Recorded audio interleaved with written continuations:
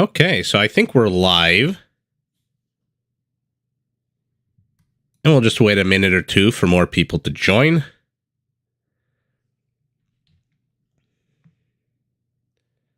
I hope everyone's doing good tonight.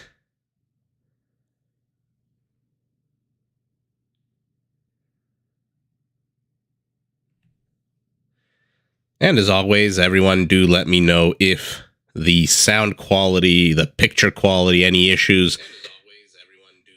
As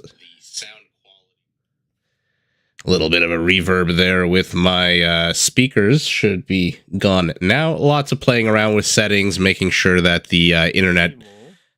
I mean, hopefully the internet doesn't get cut out on us, but we will live and we will see what happens.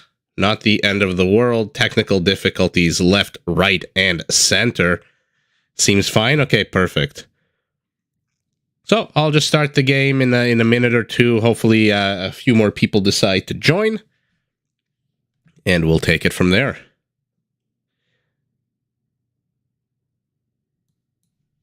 How is everyone doing tonight? How are you doing, Rebecca?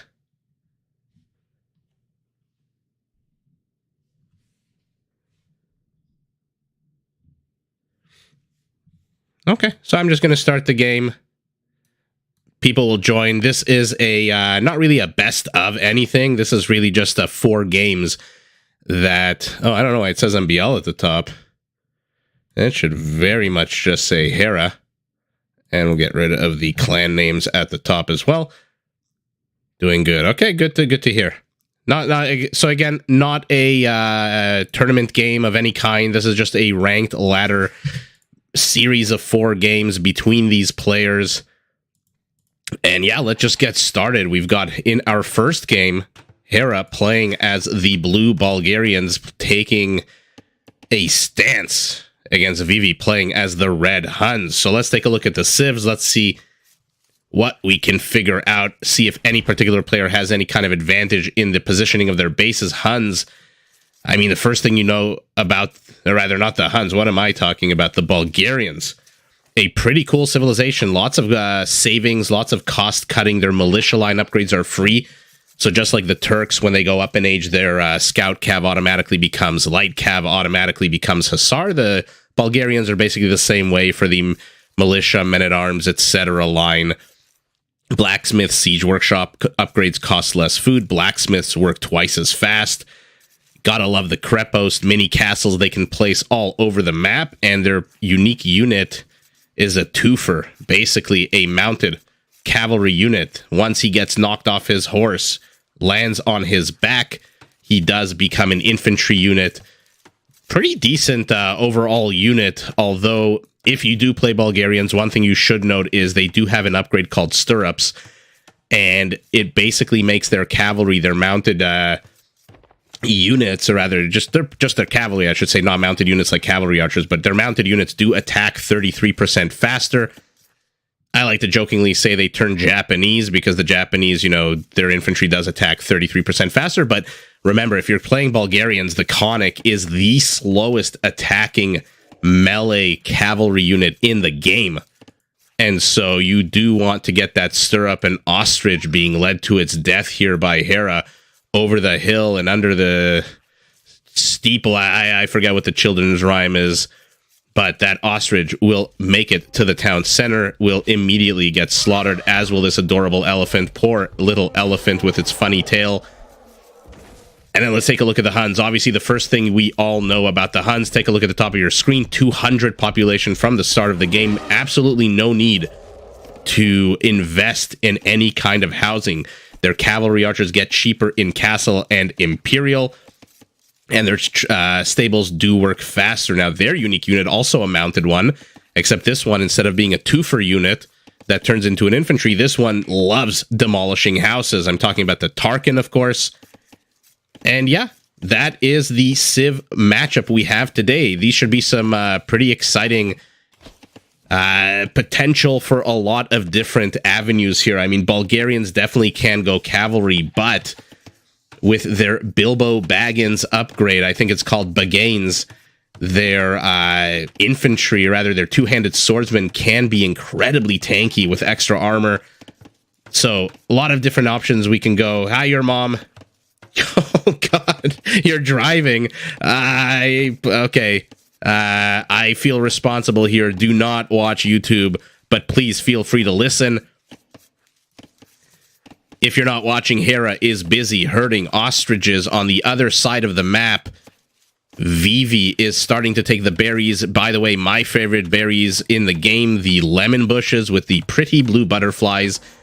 And I've asked this before, I'm not too sure why some Arabia maps have these, like, carpets, these rugs littering the desert floor. Some do not. Not too sure. Condor flying overhead, or I guess it's a vulture. And yeah, let's take a look at the bases. Vivi, nicely positioned here. His western base, decently easy to wall off. The part facing his opponent, south, completely open here. North, also a little bit easier to wall off. Primary stone a little bit north, but primary gold nice and secure, tucked away in the back. Hera, let's take a look at him. Also a decent wall off, a medium level wall off on the eastern portion of his base facing his opponent. South, completely open. North, also completely open, although could wall this off problematically, I guess, because it is very far away from his settlement. Primary gold a little bit to the south of his base, so I don't know whether to call this secure or not. Let me know what you think. It's off campus. It's not too far, so the villagers can run away, especially if he arrays them here on the northern part of the gold. But Vivi here, I think, taking the advantage in terms of base positioning his primary gold. Look at that, easy to wall off, nice and secure in the back. And both players hitting 18, 19 villagers, both players going up to feudal. Vivi about 25 or so seconds quicker than Hera, plopping down a barracks in the forward position. Hera already has one. Not surprising, Hera is going up a little bit later. He's going up on the back of one more villager. Where are his 3 militiamen? They are slowly... I clicked the militia. It took me to the vulture. They are slowly making their way across the map, although where's the third? Okay, he's defending the home front, having a little bit of a break here near the edges of Hera's base. So for now, only 2 militias making their way over to Vivi. To everyone joining, this is not a tournament game of any kind. These 4 games, it's not a best of anything. These are just 4 games that these 2 awesome players played against each other on the ranked ladder. And so these are just standard games. No money here, no prize pool, nothing like that. But I don't know what the outcomes are. I don't know who, Hera might win all 4. Vivi might win all 4. We have to just see. For now, both players in feudal. What are they doing? Building up their military supply. 3 to 4 villager count identical. Vivi will be able to shoo away this force with the archers. Is he building more? Yes, he's building 2 more archers. Let's take a look at his base. For now, resting on 1 archery range. Our blue Bulgarian Hera also with 1 archery range, 1 idle villager here just hanging out. Bit of a peeping Tom here looking inside the house. A little creepy, but immediately gets to work, puts up a blacksmith. Hi, Damon. Welcome. And yeah, I'm, if you followed my community posts, I took a little bit of a vacation earlier in February. Then I got a little sick, and now I think I'm finally back. I'm hoping my internet connection is not as sick as I was and actually holds up. I did try to do a midnight stream, and you think that the later in the day you do the stream, the more bandwidth there is, fewer people. But no, that midnight stream crashed and burned like the Hindenburg. But that is all in the past. So far, so good. Knock on wood. I'm knocking on my head because there's not a lot of wood where I am right now. And hopefully the internet stays nice and strong for us. For now, both parties disengaging from each other, although Hera continuing to make an issue here in the back of the base. But without ranged units, these men-at-arms are basically wasting their time. They are idle as idle can be. Without ranged units, these villagers are completely safe. But as I say that, in come the ranged units. 2 archers, a skirmisher. Men-at-Arms retreat. Are they going to go home to defend against whatever these red dots are, or are they going to meet up with their compatriots? Hera not looking carefully here. Will, I think, lose this villager. If he's not careful, one more volley should do it. Yeah, it does lose a villager. Sour loss here for Hera. Kill count 3-2 in favor of our red Hun. Although he now finds himself on the blunt edge of the aggression here, bearing the brunt of 3 men-at-arms, 2 archers, a skirmisher, and a scout cavalry. Definitely an eclectic army here out of Hera, who is not banking any resources whatsoever. Not looking to go up to castle anytime soon, and does end up shooing away these 2 archers. 2 kills on these guys, not terrible. Vivi now taking the kill lead 4-2, including 2 villagers. Age of Empires is very much a game of accrual, right? You make a mistake early on, and then you do end up paying for it later. So we'll see if these 2 villager kills are so early in the game do actually end up mattering. For now, though, a defensive tower. He sees... Vivi saw that there's ranged units here. So this safety... this little enclave of safety that he's built for himself against melee units becomes a kill zone once ranged units are coming. So not a bad idea by him to plop down a tower. Oh my god, the cowardly lion joining the fray. You always love in the midst of a battle when a random lion, jaguar, snow leopard, Komodo dragon, whatever the hell it is, joins in and tries to do its best to kill. Sometimes they do get a kill, which is incredibly fun. Okay. So far, not doing much, as this lion does take a few arrow shots to the face. Oh, he lets out one last mighty roar, and like Mufasa, dies on the sandy plains of Arabia.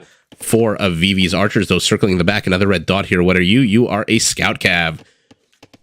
Okay, so we'll see what Vivi can do here. Hera's entire army, except for that 1 skirmisher, is here. Vivi's 2 scouts are going to do exactly nothing against this force. Another tower going down. He's got 6 villagers on stone, does Vivi. So a game of tower defense here has given up these berries in favor of farms.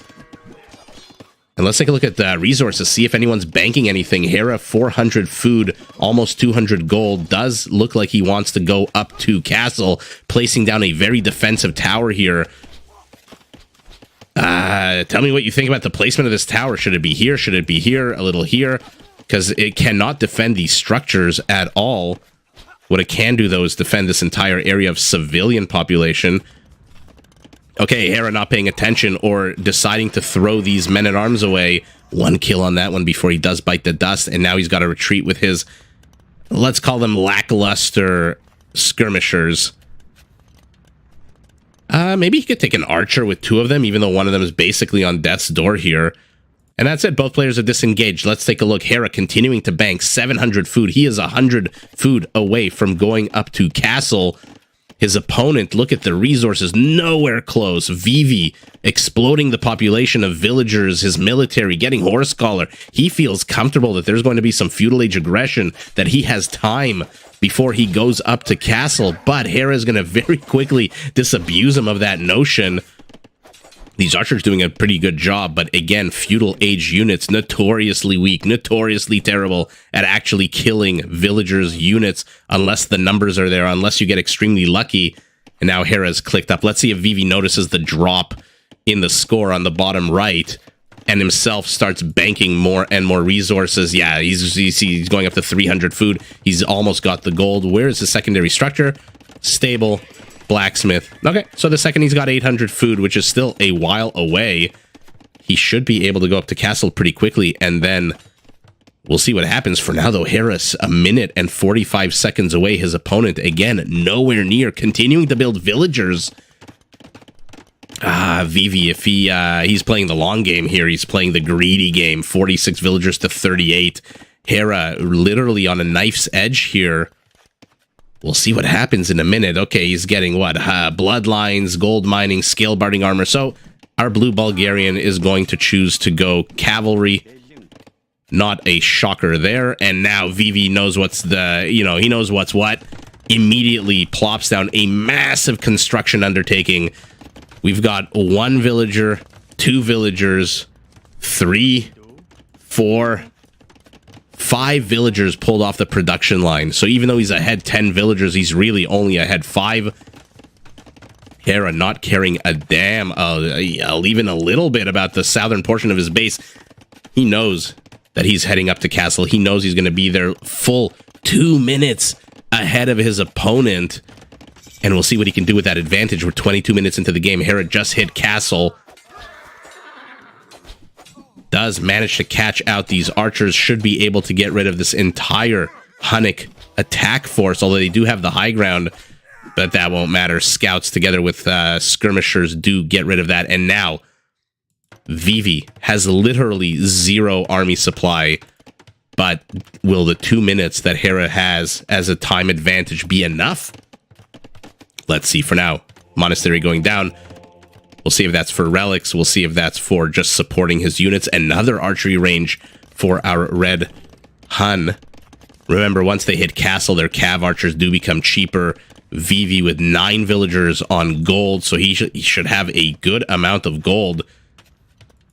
No ranged units with this army, so again, Vivi nice and safe until these skirmishers get there and start poking and prodding away at the villagers that are being sent to repair.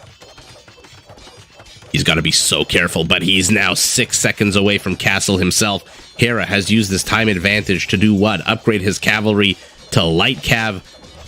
Very forward siege workshop.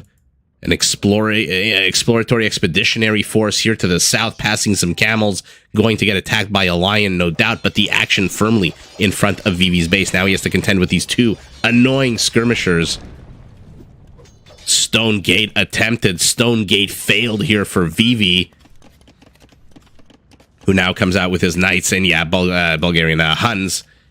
You know those cavalry archers are coming out the second he hits castle, but take a look at the pierce armor on these light cav.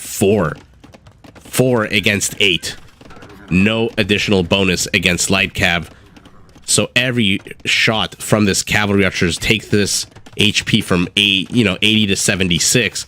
20 shots needed to kill these light cav. So not too sure this is the best army comp here for Vivi, as opposed to just going pure knights, maybe throwing in a few spear / pikemen. But I guess with the towers, enough to scare Hera away. He's now got a very forward siege workshop. Scorpions coming out. Army supply 17 to 5 for Hera. Vivi, though, leading in villager count. Hera supply blocked at 65 houses, although now plopping down 2 houses should get rid of that. Ugh, and another lion on the map, man. Oh, you love to hear their roars. For anyone joining, we are watching a game of Lion versus Spearman. Just kidding. We're watching Hera try to swarm Vivi's base with a shit ton of light cav. 13 of them backed by a Scorpion. 2 more on the way. Hera wants to zone out those cav archers, but like I said, cav archers not exactly the great threat to his army at the moment. How many does Vivi have? Only 4. And again, each one of these light cavs, every time they attack, they only do 4 damage to a unit with 80 HP. So again, 20 shots to kill a single light cav. But Hera, I for sure thought he was going to start raiding at least with some of these light cav. No, he is sitting back, demolishing this barracks, getting iron casting, so that +1 attack will now become +2. Vivi not researching any upgrades, barely has any food, barely has any wood, barely has any gold. What he does have is 400 stone. Maybe he would do well to plop down a castle, but a counterattack by our red Hun trying to do some kind of damage here in the south of Hera's base. This is definitely a distraction for us. There is no way he thinks he's going to actually do any major damage with so few units. Neither player really having the time or the peace to plop down a second town center. Hera with a spearman in the back, making sure that Vivi doesn't try to any kind of cheeky exits from his base. Okay. I mean, Hera could stand to be a little bit more aggressive here. Take a look at how slowly these light cav are going to die. I mean, army supply very much in favor of Hera, literally 2 to 1. That is a lot of towers. Your mom, please don't I feel terrible. Please don't look at the YouTube while you are driving. Hera, in the same time, has managed to collect 2 relics. This is the incredible part about Hera's play. I mean, if you want to look at micro, there's a few players that you should look at, but Hera definitely should be top of your list.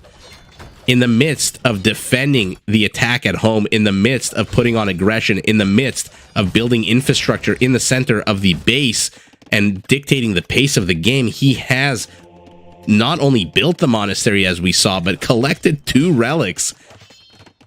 But spending a little bit too much time respecting his opponent a little bit too much. And let's see. Now we've got a battering ram. Now these cav archers are going to be in big, serious trouble. You might experience some of that circle on your YouTube video, by the way. It's telling me that it's not sending enough data. My reading of that is basically there's fluctuations in internet. And so it should be over quickly. But let me know if there's any kind of lag. Let me know if there's any kind of issues on your end as the viewers. For now, though, Hera continuing to circle, giving Vivi a lot of time to mass up how many? 13 cav archers with 3 more on the way. Vivi also slowly accumulating stone up to 500. Hera not interested at all in any kind of castle. Instead, puts up another town center. But is he giving Vivi too much time here? I mean, these light cav are great, but they're not exactly, building demolishing units. They're not going to take out structures fast. And in the meantime, Vivi going up to 21 cav archers. Decent upgrades on them. Would do well to maybe get one more defensive upgrade. But, oh no, they run face first into the light cav. Both players disengaged, neither one wanting to take any kind of fight right now. And right as I say that, they re-engage, and let's see who wins out here. I mean, this is now enough cav archers, I think, to one-shot whatever units Hera has on the field. Red expanding with a market to the north of Hera's base. Okay. Hera taking another relic. I mean, my God, that level of micro is just incredibly impressive. Battering ram will die. Oh no, will it?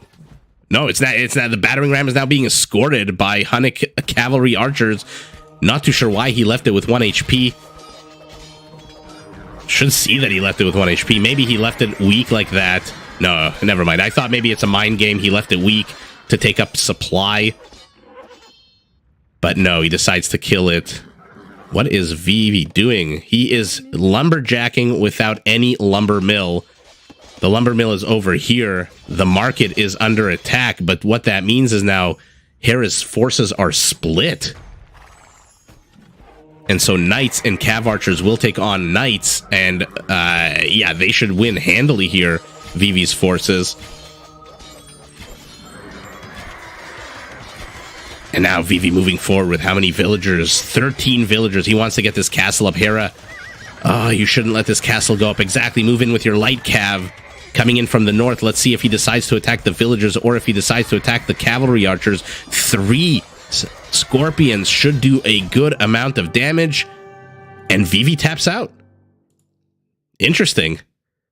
Vivi deciding that this is just way too much army. Takes game number 1. Wow, what a fun game. Let's take a look at the infrastructure. I mean, Vivi would have done well, I think, maybe to put down another 1 or 2 archery ranges. But Hera, with the barely small, 20% army supply advantage, 24 to 20, but villager count 75. This is what happens when you do not raid your opponent, especially when you're not raiding the best player in the world based on Elo. Take a look, 75 villagers to 47. Hera has killed 24 of Vivi's villager. Vivi only killed 4. Let's take a look at the stats. Not surprised, Hera going heavy on the light cav, Vivi going heavy on the cav archers. As always, Hera's APM 188 is just bonkers. Vivi playing a more relaxed game. Let's take a look at the stats, see if those relics did anything. Not really. 600 extra gold. Hera says, I don't want a castle. This is not going to be a static defense game. You take the stone. I'll take the food, the wood, but the gold he's also falling behind. But what a fun first game out of the 4. And if for anyone joining, this is a series of 4 games played by these players, not a tournament, just a standard ladder.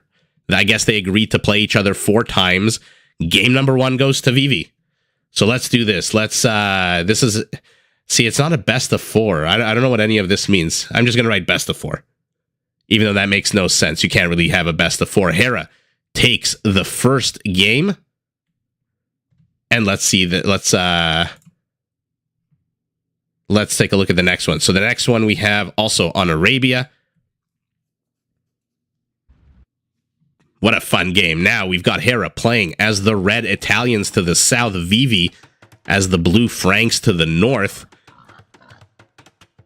Let's take a look at the civs that we are working with. Vivi as the Franks. My God, the classic OG cavalry civilization.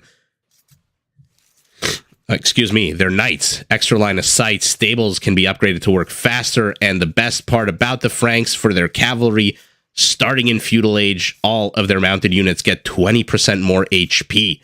And who doesn't love their cheaper castles that can produce a bunch of throwing axemen? One of the coolest, funnest unit in the game, at least it was in 2001. Now there's a lot of other cool units as well. Now remember, Frankish foragers, where are his berries, do work faster, and their mill upgrades are free. A lot of people I've seen online with this latest patch that was, it was released, and then, what is it, unreleased, taken back, rescinded.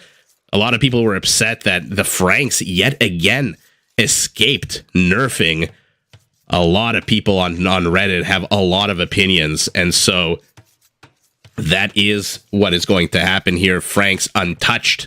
No siege elephants for them. I think the Gurjaras and the Hindustanis got the brunt of the nerfing, but we'll leave it up to the devs to release the actual final patch. The Italians, similar to the Bulgarians, a cost-cutting civ. University techs are cheaper. Advancing to the next age is cheaper. Gunpowder units are cheaper.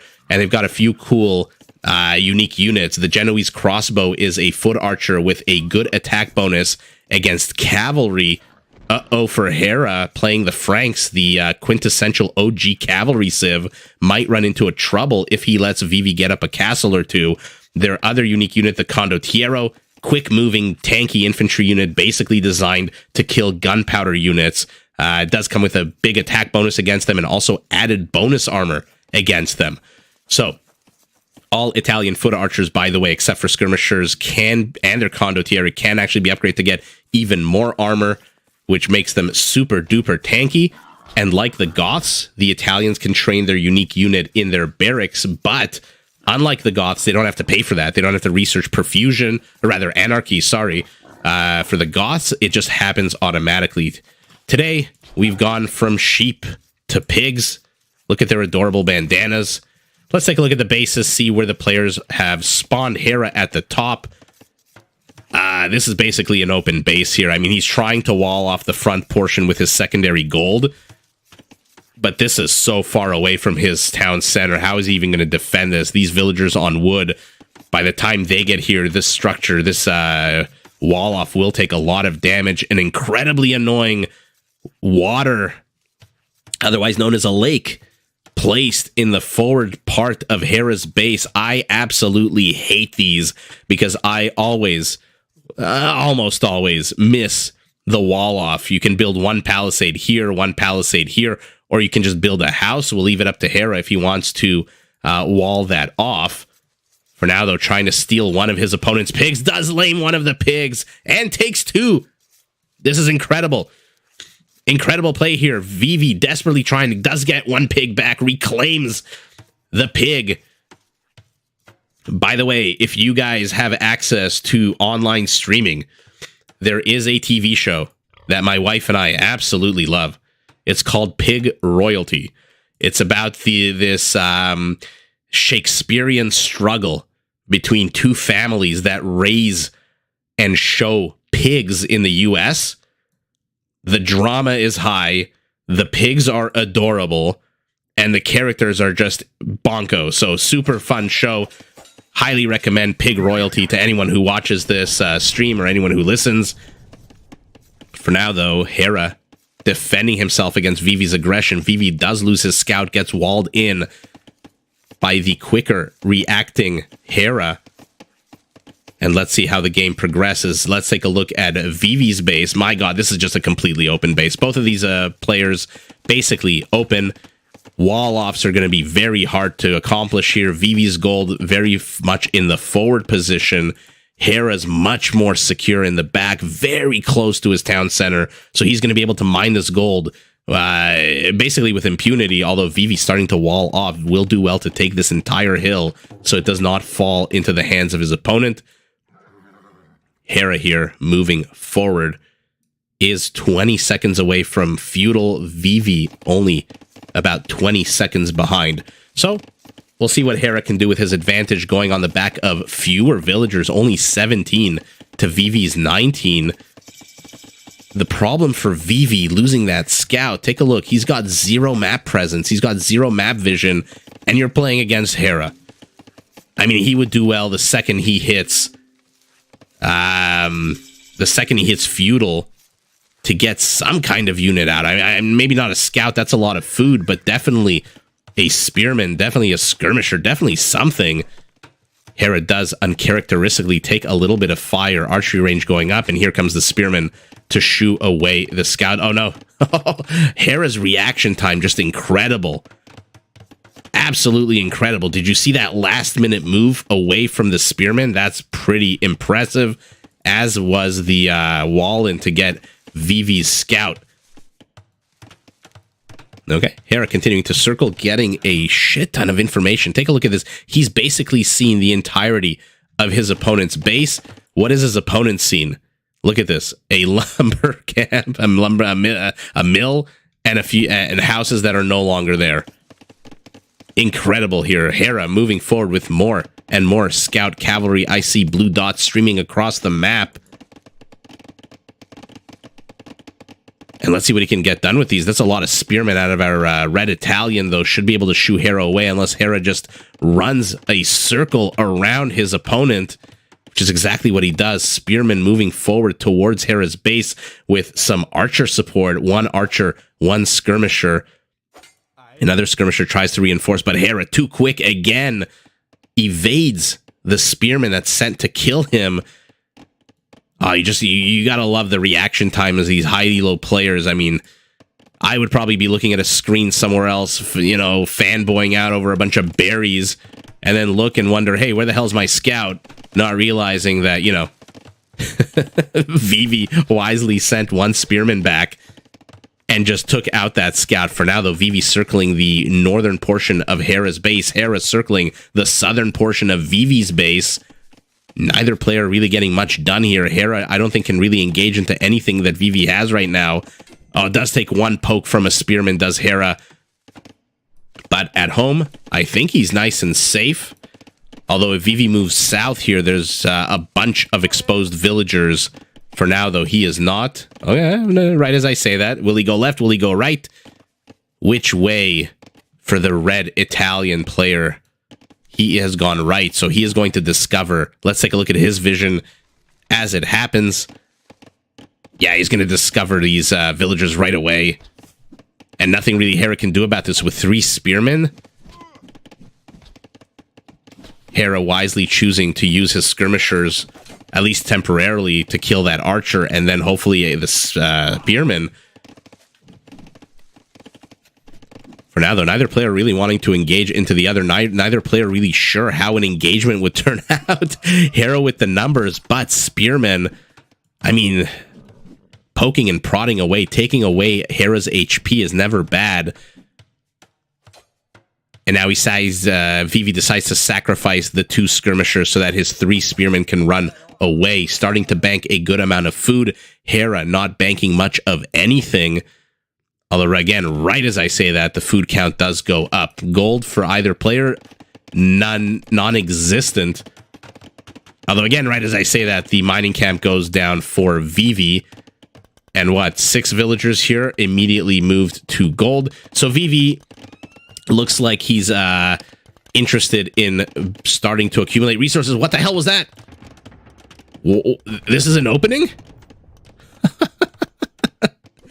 Oh, and now Hera's trapped inside Vivi's base. Oh my god, he's trapped with his back against the wall against a bunch of spearmen. Oh, but he evades them with better micro, does Hera. Saves all but 2 of his scouts. Anyone else would have lost all of these. What a fantastic, brilliant play here. And, okay, the palisade, I guess, was destroyed? How the hell is Hera? How the hell are these... this is the... one of the issues with Age of Empires that I have. You know, the pathing is one thing for sometimes... But like stuff like this, when even a player like Vivi doesn't notice that there's a gap here, I mean, it's the hills just play havoc with your ability to see if there is a wall off. But I'm surprised Vivi is not doing anything. I guess he also wants easy access to this part of the base. He wants to trap Hera with his spearmen inside that narrow alley. The problem for Vivi is he is the one bearing the brunt of all the aggression. Meanwhile, Hera at home is just booming, expanding, continuing to gather as much wood as he possibly can. 16 villagers on wood compared to Vivi's 8. Hera has some big ranged unit plans here.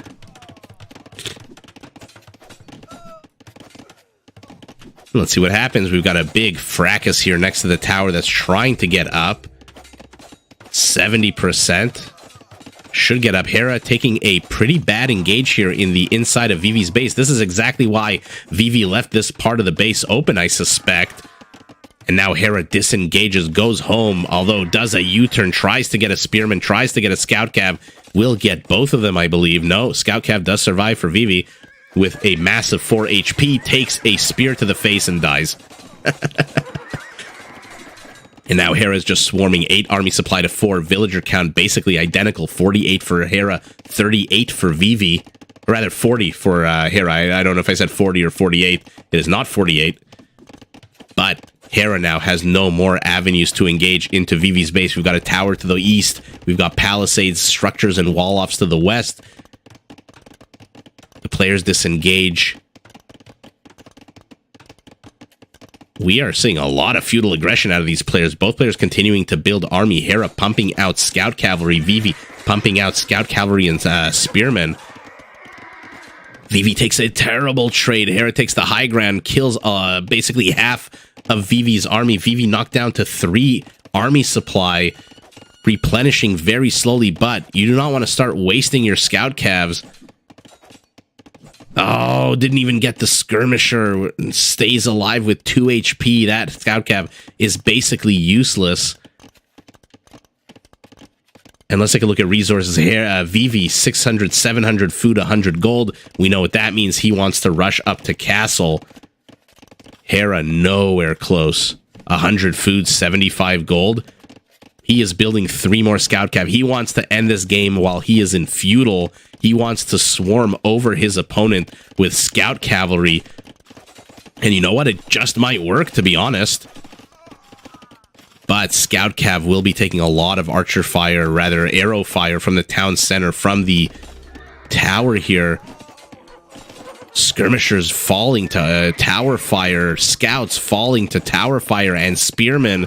Vivi doing a fantastic job defending this. Hera's army supply knocked down to 12, but 4 fresh scouts do show up. In the meantime, Vivi has sent his small army, his small expeditionary force to Hera's base, got literally nothing done with these scout cav, surrounded by villagers, and immediately die. And now Hera's being so freaking annoying. Vivi needs to turn around and fight with his villagers. I don't know why they're just standing there. Use them. They've got swords. They attack on a 3.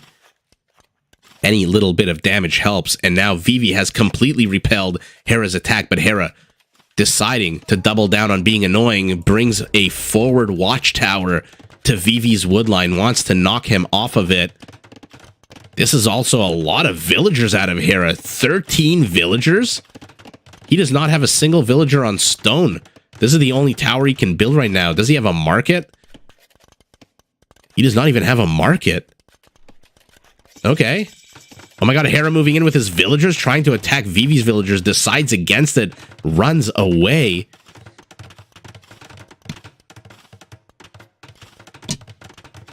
And now Vivi has managed to secure the northern portion of his base against Hera's incredibly powerful aggression here. We've got 10 scout cavalry trying to find their way into Vivi's base, but now we've got a knight out for our red Italian.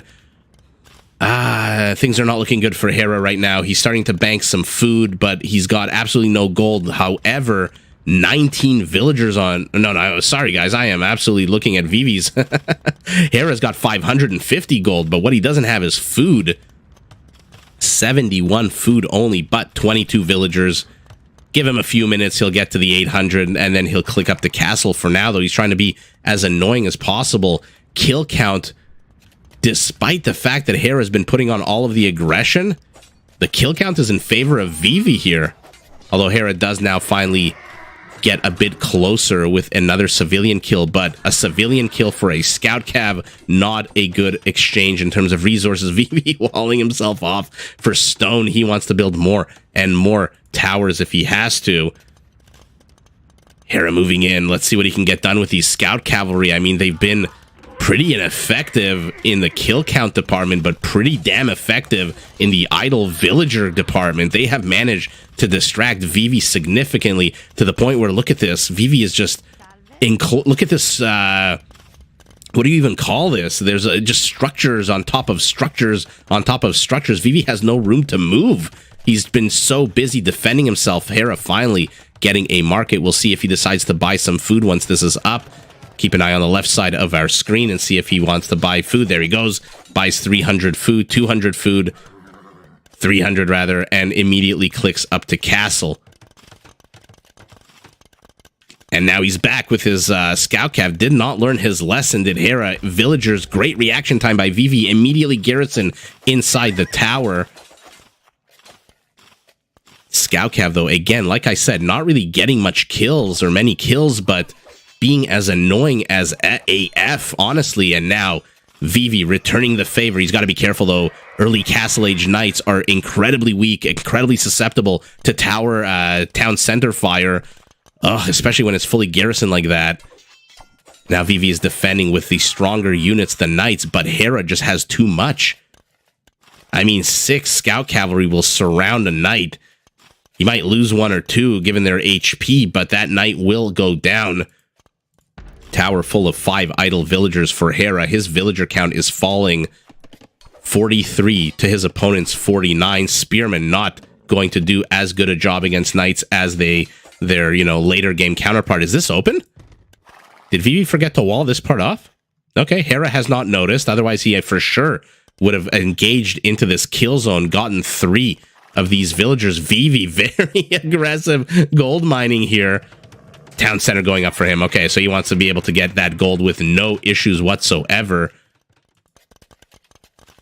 Players kind of disengaged from each other. Hera with... I mean, if he wanted to be a real, a real annoying person, he would have built a lumber camp here and started tiefing Vivi's wood. But now Hera is also in Castle Age. We'll see what he does. Immediately trains 3 knights. I think the knights can take this if microed properly. Okay, interesting. Does not lose a single knight. All right, as I say that, loses a knight. A knight in exchange for 4 spearmen. Not the worst of trades. Hera, again, being incredibly annoying, building his knight count up to 8. Yeah, now I think he's just going to sacrifice these scout cavalry. There's really no more use for them. The annoying part of the game is over for Hera. Now is the part where he builds his army and tries to destroy his opponent, although his opponent has snuck in a wood line here in the far south of the map. Has Hera even explored this far south? He has not. So he has no vision of what's going on. Vivi making sure that Hera can't expand too quickly with a bunch of knights that are keeping Hera basically pinned back at his base. Hera's aggression is at an end. He has no aggressive units out on the map. This tower will fall. And Vivi, supply blocked, housed at 65, is ahead in villager count, is basically sitting at the same military count. Although I think Hera's units are much better in terms of HP. And now Hera contests the destruction of the tower. Oh, I for sure thought that tower would go up, but, you know, only Hera could save it. Finally, a monk out of our red Italian tries to convert a knight. Oh, we heard that beautiful Wololo sound. Converts the knight, but Hera dekes around and manages to get the knight. So, not the best of trades for our red Italian. Hera building an incredibly forward monastery here. Wants to be able to heal, wants to be able to convert and zone out some of Red's knights. Is our Italian player really going cavalry against the Franks? I mean, I guess at this stage of the game, the HP should be the same, right? Because remember, take a look at the top right. Franks do not get bloodlines. So even with the 20% extra, their knights have 120 HP compared to the usual knight of 100.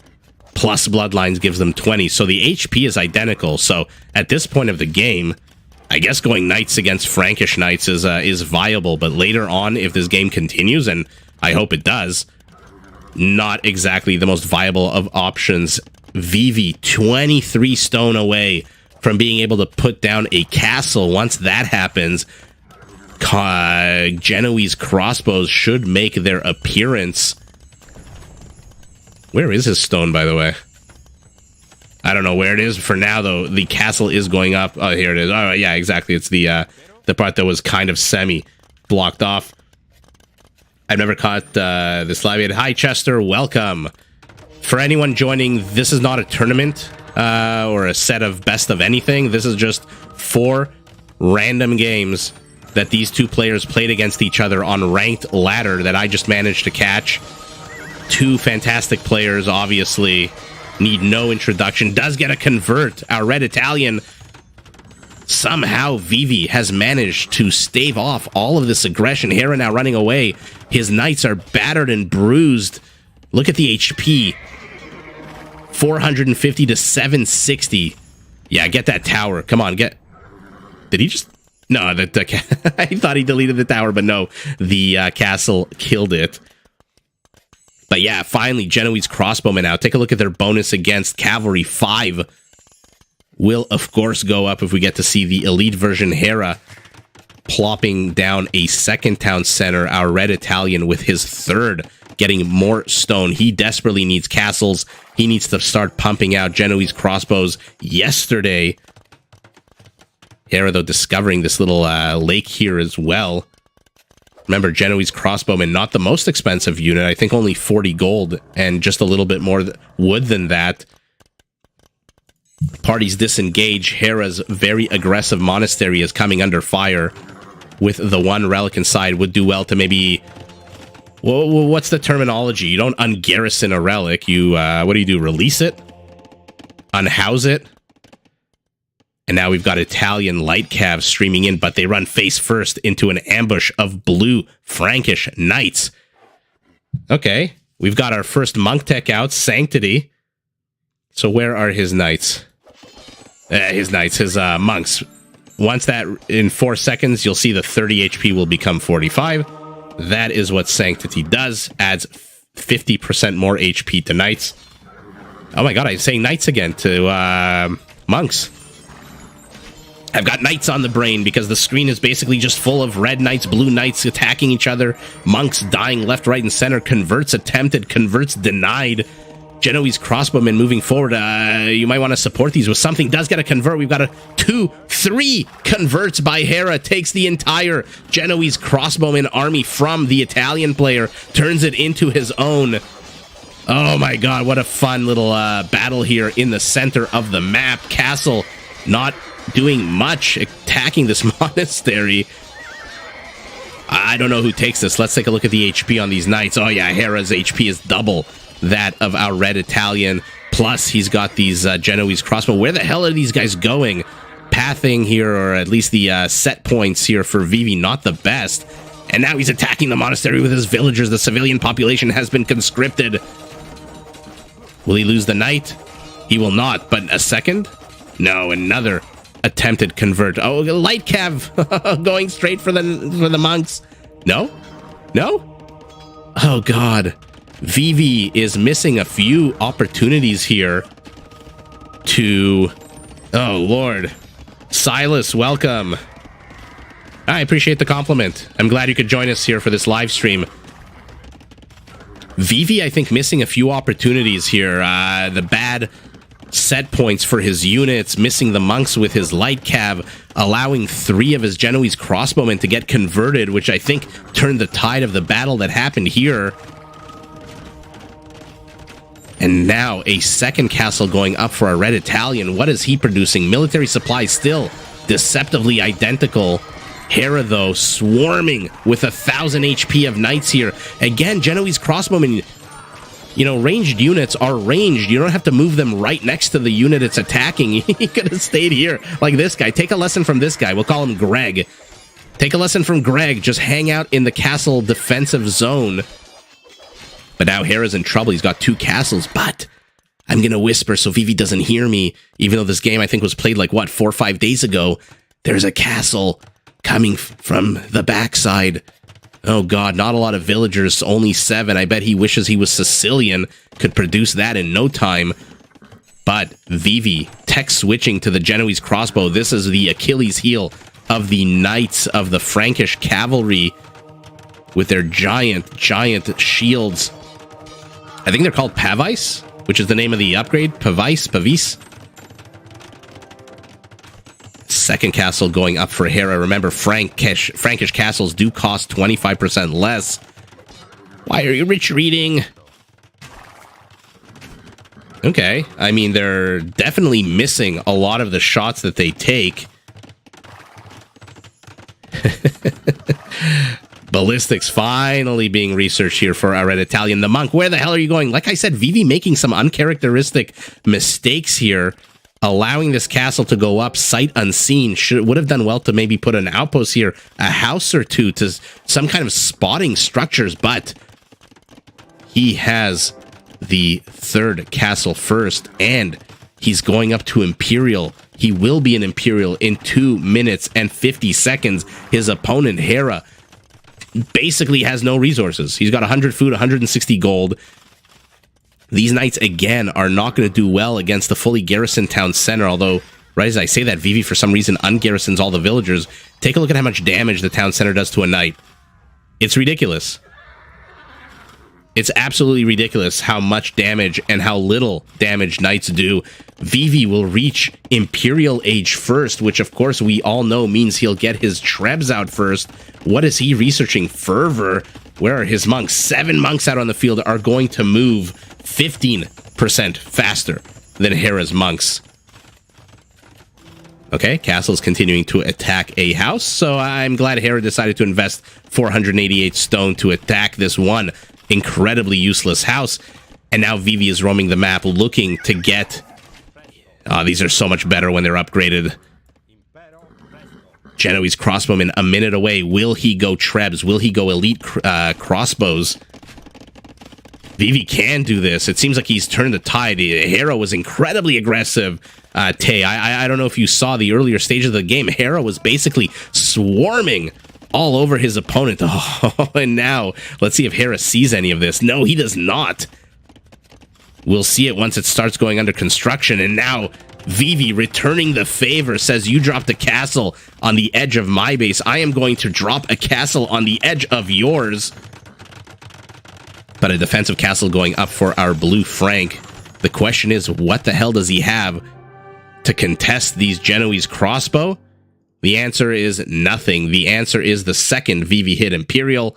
Hera realized just how far behind he was. Villager count, not terrible, 104 to 110. Military supply, though, you've got 6 knights. And these 3 guys left over from Feudal Age. Tay, I assume you are a Vivi fan with that reaction. But yeah, I mean, half of Hera's supply is this trash from Feudal Age and 3 monks. So his entire army is basically these knights. Take a look at their HP. They're down about 40% of their HP. Huge amount. Vivi, on the other hand, doubling down on the quintessential. I mean, it's not a Mameluke. It's not a Kamayuk.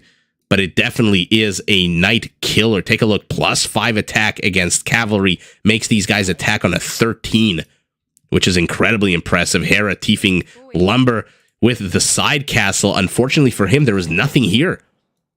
If he wanted vision, build an outpost, but this castle is basically useless. Vivi was not moving out from the back of his base at all. But wow, what first of all, impressive aggression here by Hera in Feudal Age. So much so focused on him on his Feudal Age aggression that Vivi was first to castle by a huge margin. And then big kudos to Vivi for defending against that aggression. Wow, fantastic game. Let's move on to game number 3. Is this even doing anything? Yeah, so now it's 1-1.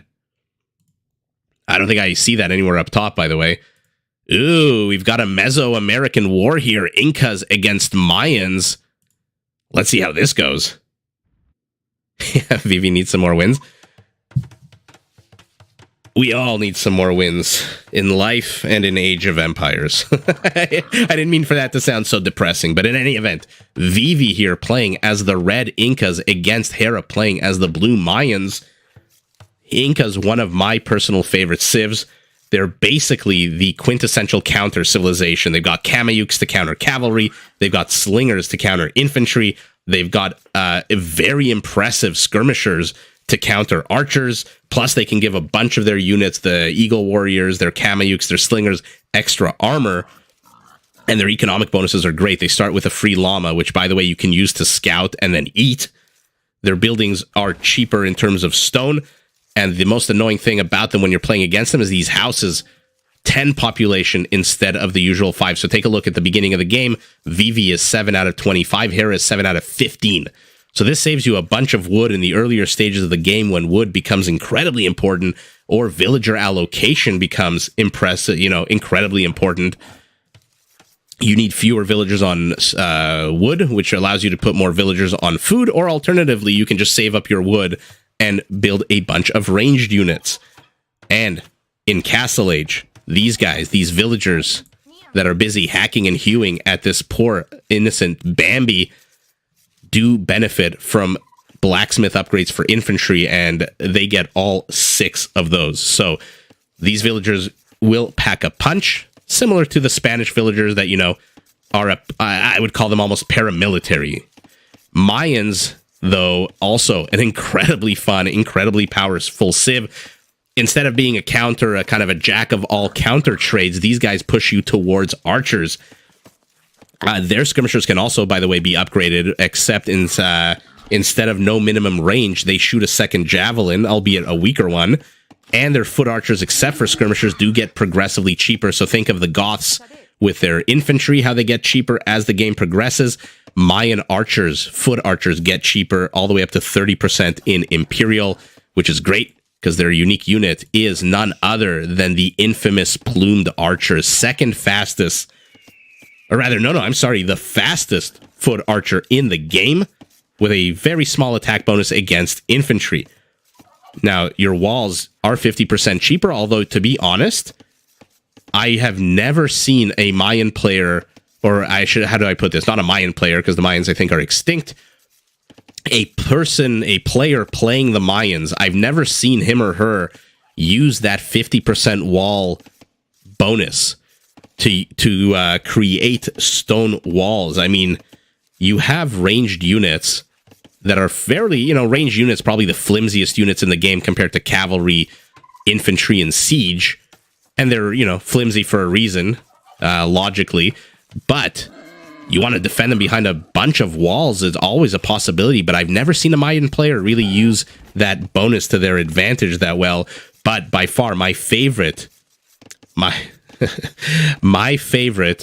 feature of the Mayans is the El Dorado upgrade that makes their Eagle Warriors, gives them 40 extra HP. So the Elite Eagle Warrior, fully upgraded for the Mayans, comes with a massive 100 HP, whereas the Incan Eagle Warrior does get the extra armor, and the Aztec Eagle Warrior does get the extra attack. But of all 3 of those upgrades, the Mayan one is my favorite.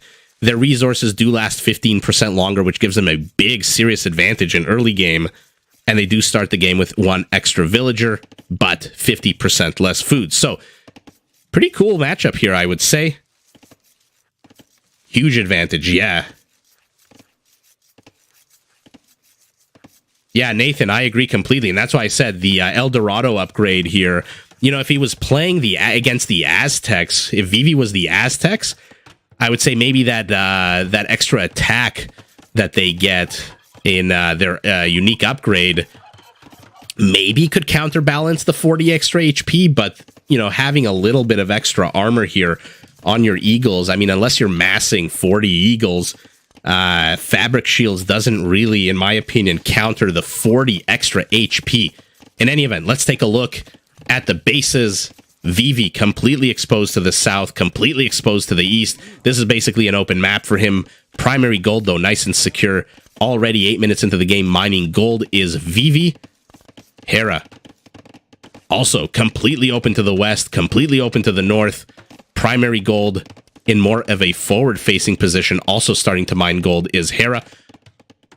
And, yeah, would do well to secure this gold somehow. I think he's starting to build a little bit of a wall off here. I don't know if this is going to extend all the way to the gold. That's a huge investment in wood. But for now, both players literally 2 seconds apart, hitting feudal at roughly the same time. Hera taunting his opponent by leaving an Eagle Scout here, says, try to get your archers to fire on me, your town center. But yeah, I don't know that I would give any player here naturally an advantage or a disadvantage. Vivi being the one aggressive in this game with 3 militias moving forward. Now they are men at arms. Hera, not expecting this, investing his resources in lumberjack upgrades. Yeah, you know what, Corey? A unique Dark Age building might not be a bad idea. I don't know which particular civ I'd give it to.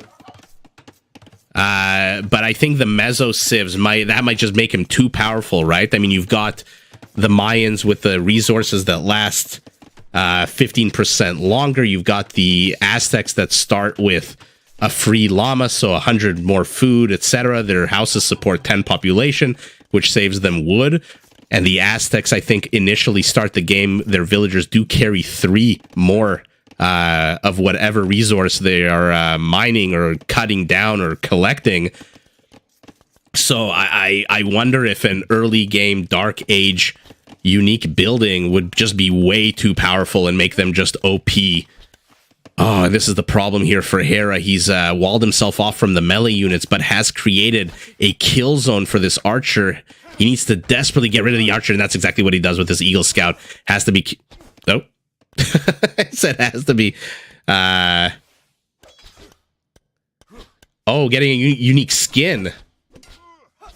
Oh, sorry. When you said unique buildings, I thought you meant like a full work, you know, for the Poles or something like that, or a caravanserai for the Hindustanis. Oh, you meant skins. Yeah. These are not unique to the Mesos? Interesting. Sorry, we're not in Dark Age anymore. I am terribly sorry. I got a little bit of a brain fart for me here. Yeah, you're right. The Poles do get the full work. Although I think it's being nerfed, right? I read before they retracted the latest patch notes.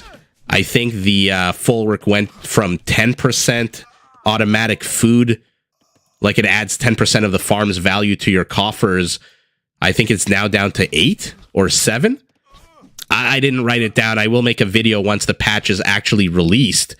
I don't know if the latest the penultimate one that they did a few days ago is the final version. So I'm waiting for the final version. I will release a video summarizing all of the different changes. Apparently the Gurjaras and the Hindustanis got nerfed or maybe buffed in some cases. I'm not too sure. I didn't have a chance to read it all, but I do remember that I believe the full work went from 10% to 8%, which is unfortunate for the Poles. Not too sure what kind of difference it makes. I haven't pulled out my calculator just yet, but once the final patch does come out, and I'm hoping it comes out soon. By the way, I'm hoping it comes out with an update about Return to Rome. Although I recently read a very interesting Reddit thread about how the Return to Rome is problematic. I mean, you know, I don't know if any of you guys are on Reddit or you've seen Reddit. They are like the nitpick central of the internet. If you say 99 things correctly and one thing incorrectly, Reddit is the place that focuses on the one thing that's incorrect and then calls you a friggin' idiot, moron, etc. But anyway, they were nitpicking the fact that the Roman civilization is too classical for Age of Empires 2, which is more of a quote-unquote medieval civilization-based game. I personally don't care. I would love to see Roman legionaries. I would love to see the might of Rome pitted against the might of the Goths or the might of the Huns. That would be just fantastic. They can make the Roman civ very much late Rome. It doesn't have to be, Caesar and his legionaries, but it can be late, 580 Rome, which is also still pretty damn cool. Sorry, I'm just reading your message, Chester. A civ should have a lumber camp that grants Age of Empire attack bonus to vills. A lumber camp that gives an attack bonus? I'm not too sure how that would work. But remember, we are watching a game with... with the Incas.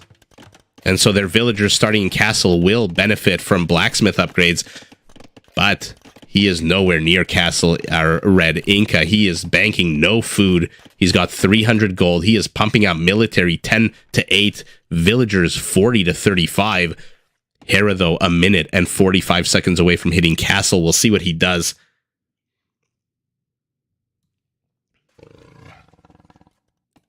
Who existed in medieval times, Corey? The Romans? I mean, there were historically, obviously, groups that have lived there for the last 2,000 years. But when we think of like Romans, we think of the classical Romans up to the sacking of Rome in the 6th century and things like that. I mean, obviously, you have. Oh my God, I'm sure there's like Italians right now living in Italy who can trace their roots back to the Roman times. That is incredibly fun. And then fun to think about. That'd be impressive. Can you imagine you traced your family tree back to, I don't know, Scipio Africanus? Oh yeah, no big deal. My great grandfather. Yeah, he just beat the Carthaginians. Handed Hannibal his ass. No biggie. What did your great-grandfather do? In any event, Hera is now in castle. Let's see what he does. Keep an eye out on the top right of your screen for upgrades for production. For now, building Eagle Scouts, more skirmishers. Okay, managing to get rid of his opponent's range units, but Eagles coming in for our red Incas. Let's see what Hera can do. Okay, building a second town center. He wants more gold. Eagles, not exactly the cheapest of units. I think, 50 gold they cost? Okay, getting his farming upgrades in order. Vivi, less than a minute away. Forging for him will have one up on the melee upgrades. Your mom, the Romans at some point split their empire into two. There was the Western Roman Empire and the Eastern Roman Empire. And then... oh God, was it Justinian who converted to Christianity? And then shortly after that, basically, the Eastern Roman portion somehow merged, converted, formed the Byzantine nation. Eagle Warrior for our red Incas. Okay, so he's going to have an advantage over Hera. Does Hera have... Yeah, he's got one Eagle Scout. He's doing a good job chasing this. He's going to see in 20 seconds that these Eagles are now warriors and not scouts. Emperor Constantine, yes, exactly. Okay. Perfect. Thank you for correcting me. I think it was on his deathbed, right? He converted and threw the entire eastern portion of the empire in complete disarray. Although I'm sure his government officials must have seen it coming. It's not something that you just randomly pull out of your hat. A third town center going up for our Blue Mayan. What is he investing in? No upgrades at all. He is building infrastructure. He is taking a page out of the Viper's book and being a little bit greedy here. Vivi noticing that there's no aggression, feels comfortable enough to invest his resources in Wheelbarrow on the back of 45 villagers. But what's he going to do with these Eagle Scouts?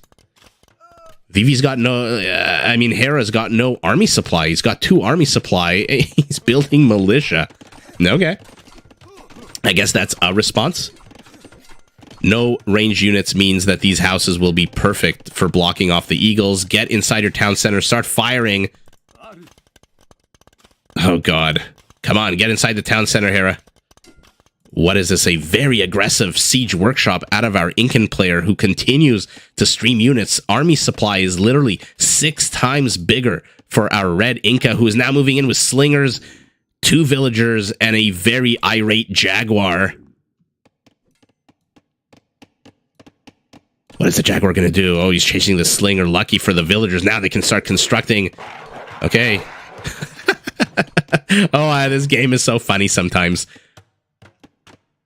Okay. Why don't you just turn around with the slinger and attack that jaguar? Okay, jaguar finally dies. We can focus now on the actual military endeavors of the players. 2 eagles trying to break their way into this juicy, juicy woodline of Hera's. Should probably won't get in, though, right? I would love to cast team games. I have casted a 4-on-4, and I think I live streamed actually a 2v2 where Hera and the Viper teamed up against Vivi and Mr. Yo, and it was an incredibly fun series. I think it was about 3 hours of casting, which really, really taxed my voice, but absolutely down for some team games. I'm going to try to find some Rage Forest games. I heard those are very popular. Oh, God. And now he's inside, but Hera shuts the door behind them. But these are not Eagle Scouts. These are Eagle Warriors. Oh, the shadow, the silhouette of a blue villager does go down. Vivi putting on an insane amount of aggression here. He's not down that many villagers, 52 to 56, but army supply 17 to 2. Finally, a second town center goes up for him next to the gold. I would have maybe preferred it to be here, a little bit more inland, a little bit more of a defensive position, but in comes the mangonel. Is he building any more siege? No, he's building monks. Monk with relic. Okay. Vivi has gotten 1 relic, a second one being added to the reserves, and now we've got plumed archers. Oh, you love to see these units. I do like Nomad. The only thing with Nomad that I would say is a lot of people choose Spanish. And I get it. I understand why. But as a caster, I really, I try not to duplicate a lot of civs. And it dissuades me, let's put it like that, from casting too many Nomad games. Although, for sure, I can try to find some that are not all Spanish. But the majority of them do have some kind of Spanish presence, which, again, it's not fun to cast the same civ over and over again. That being said, if it's a particularly fun game, why the hell not? How do I put this? Stay tuned in the next few days. I'm trying to diversify the games that I cast. I'm adding more Arena, adding more Fortress. I found a pretty fun Empire Wars game. But 1v1s on random are always going to be the bread and butter, the fun. Unlike a lot of people, I actually do like the early stages of the game. I think, I've said this twice already on the stream, I think. Age of Empires, in my opinion, I'll get the mangonel. Get the mangonel. It's crossed the blue line. Oh, what a missed opportunity here for Hera. Age of Empires is a game of accrual. You make a mistake at some point, it does build up and does come to bite you in the ass later. Oh, God, Hera not looking at his plumes do get a bunch of rocks to the face. So I quite enjoy the Dark Age. I think it's not that boring as most people think it is. In any event, enough theoretical. Eagle Warrior streaming down the left flank of Hera's base, but they're going to run into face first into a castle. 84, 85, 86, 80, 90%. Let's see if he can get it up. Yeah, he should be able to get it up. And the castle is up. Oh, Brian Eduardo. Yeah, let's go. Let's see some fun games. You are joining us on game number 3. The series is tied at 1 apiece. Although it's not really a series. It's just a bunch of ranked ladder games. I'm glad you could catch us. Appreciate all the nice comments. What is going on here? Oh, Skirmisher will tickle away at the monk. One Eagle Scout does take a bunch of plumed arrows to the face. Well, I guess the arrows aren't plumed, their headdresses are. But Vivi continuing the relentless assault to the front. Hera finally getting out some siege of his own. Let's see whose micro wins here. Hera's micro wins out. This one hero Mangonel taking out 2 of his opponents. Now should be able to get... Okay. And this is... take a look. This is where any other Civ, those villagers would have died. But because they're Incan, take a look at their stats. Take a look at that armor. They benefit, although they do not have enough armor to survive the plumed archers. Hera does lose his Mangonel, though. Continuing to expand backwards with a university, a very defensive castle going up for Vivi. He does not want to continue the aggression, it seems, or at least he wants to make sure that his flank is nice and secure. Another defensive castle. Again, I don't know if this means he's done the aggression, or if it means he wants to put on even more aggression down the center and does not want to worry about any kind of run-bys. However, you know, your opponent's got eagles, so this castle is going to do okay. But in the later stage of the game, the eagles are just going to run absolute circles around those castles. Oh no, Vivi's going to lose another Mangonel with 0 kills to its name. Hera, let's take a look. The players have disengaged. I'm going to zoom out. Apologies to anyone on a smaller screen. Hera's base. He's got 2 castles up. He's got 4 town centers. Looks like only 2 archery ranges. The 1 siege workshop. Where is the barracks? Did the barracks go down? Yeah, remember there was a barracks here in a house? I guess the barracks went down. Demolish. And now we've got the fast-moving plumed archers moving at what? 1.2 against these eagles at 1.26. These eagles are going to be able to catch up to these plumed archers. More reinforcements streaming in from Hera, although they decide to shoot arrows at a bowl of fruit for some reason. Hera needs to retreat. He needs some more units. I mean, these eagles, take a look at their armor. 5 armor. Yeah, he will be first to Imperial. Let's see what he does with it. Thumbring finally being researched for Hera, making these guys a bit more impressive. Hera, though, now, it looks like he's starting to bank resources for Imperial himself. But let's see in 40 seconds what happens when Vivi hits Imperial. The problem for Vivi, I think, is that he's got no forward-facing infrastructure. There's no castle here. There's no archery ranges, no barracks. Although right as I say that, him with his 660 gold moves forward. Okay. So yeah, this fixes that problem. If you're going to be super duper aggressive on the map, oh god, you do absolutely need to have some kind of forward infrastructure. Another Jaguar enters stage right. Will he get the monk? He's so busy dodging Jaguars that he's barely got that monk in time. But Vivi needs some kind of infrastructure. If you're, like I was saying, if you're going to go aggressive, you need to be able to keep putting on that aggressive and having your eagles. Take a look at the distance they have to travel here one at a time to get to your opponent's base. 5 relics for Vivi. We did not notice, or at least I didn't notice. Mr. Yo Castle, it very much is. If it was a Doubt Castle, he'd try to build it like right here. But while I wasn't looking, Mr. Yo, Vivi taking all 5 relics on the map. Definitely will have to check out at the end of the game if that gave him any kind of significant economic advantage. And now, though, plumed archers coming out in big quantities. Oh, God.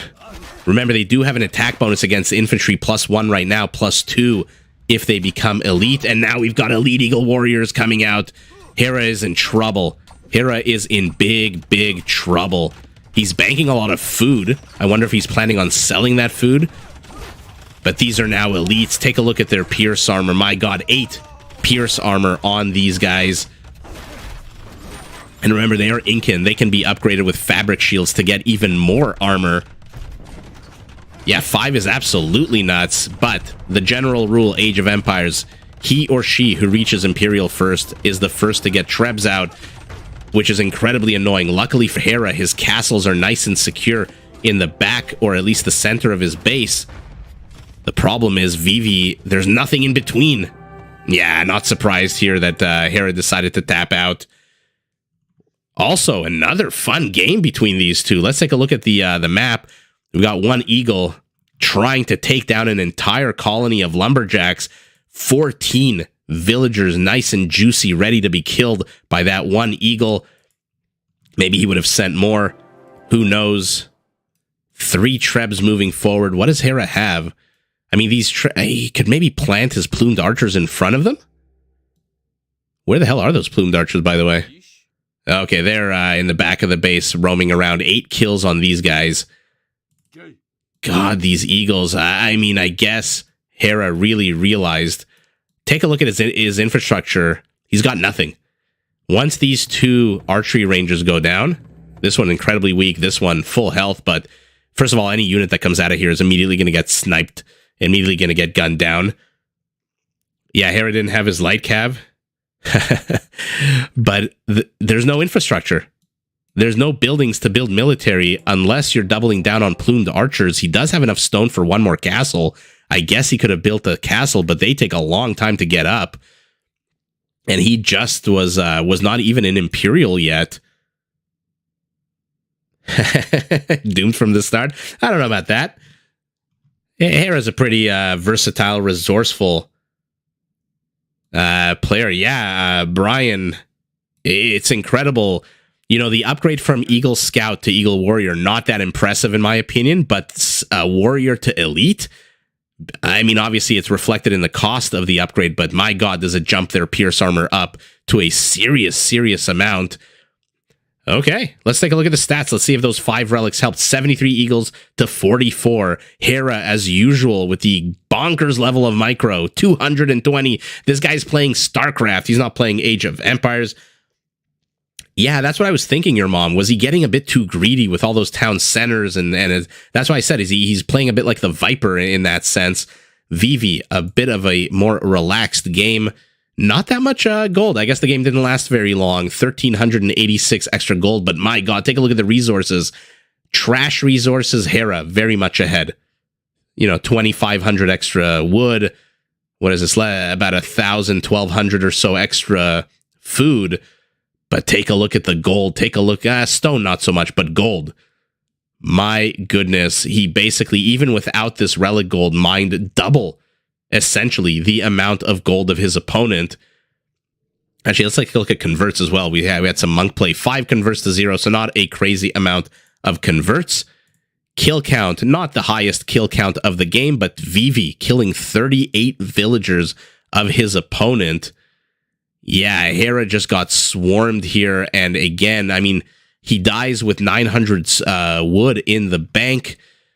Not really a characteristic thing here by Hera. Usually his infrastructure is just very expansive. You know, he builds a good amount of structure so that he can keep pumping out and producing units. In any event, Vivi taking game number 3. Let's add a little red dot here.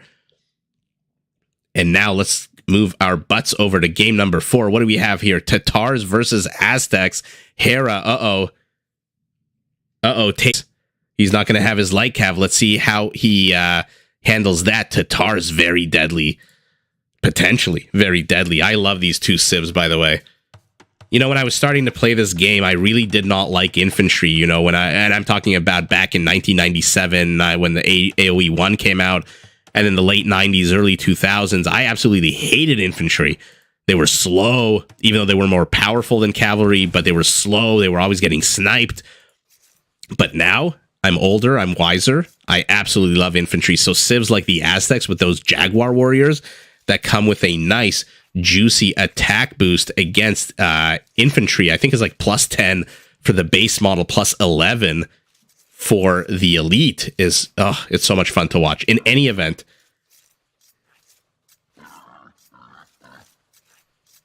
oh yeah, Hera did defending, because I like I said, it's one of my personal favorites. It gets a lot of hate on Reddit, but what doesn't, to be honest? I mean, it's such a versatile civ. You can counter a lot. Plus, Kamayuks are just bonkers. I did do a short when was it? 2 weeks ago or something? Take a look at my penultimate short where Hera's Kamayukes catch, I think it was Jordan's champions by surprise and just absolutely wreck them. It was a very fun game to see. Yeah, it must be a random pick. Although who knows? I think usually when the pros play on ladder, they play random, right? Unless they want to perfect some kind of strategy or they want to try something new. I think most of the times it is random. In any event, let's take a look at the civs that we are watching. We are on game number 4. For anyone joining us, this is not a tournament. This is not a best of anything. These are just 4 random games on the ranked ladder that these two incredibly strong players played against each other. And so far, Vivi taking it 2-1. We'll see if it's 3-1, or we'll see if we end on a cliffhanger of 2-2. For now, though, let's take a look at the civs. Oh, God, I love the Aztecs. This is the warrior monk civilization. Every researched upgrade adds 5 HP to their monks. So a fully upgraded Aztec monk, 95 HP compared to the usual 30 or 45, which is absolutely bonkers. And by the way, any relics they collect get 33% more gold. So Hera here has been known to scout. I think he, in my opinion, if not the best, one of the best early game scouters in Age of Empires at the moment. He usually, after he gets these deer, he's going to go out onto the map and he is going to find his opponent. He is going to search avenues of attack. In my opinion, one of the best in the game at the moment. So he should be able to find all the relics. We'll keep an eye on his vision. All Aztec military units are produced faster. Their skirmishers can be upgraded to get extra range and attack. And their infantry, this is what I was talking about last game. It wasn't +5, it's +4. All of their infantry can be upgraded to get a +4 attack with Garland Wars. Yeah, their siege is pretty good for the Aztecs. I mean, I think they're missing heavy scorpions and obviously gunpowder like bombard cannons. But yeah, their siege is quite strong. Like I said, their Jaguar Warrior, I think one of the coolest looking units in the game, an infantry that has a massive attack boost against other infantry. And like I said last game, these villagers from the start of the game do carry 3 more. So take a look, 11 at the bottom of your screen, 11, 12, 13, 14, 15, 16. Okay, actually, we're not going to count because it's going to go up into the 30s. Let's take a look at this guy. Oh, this guy is also...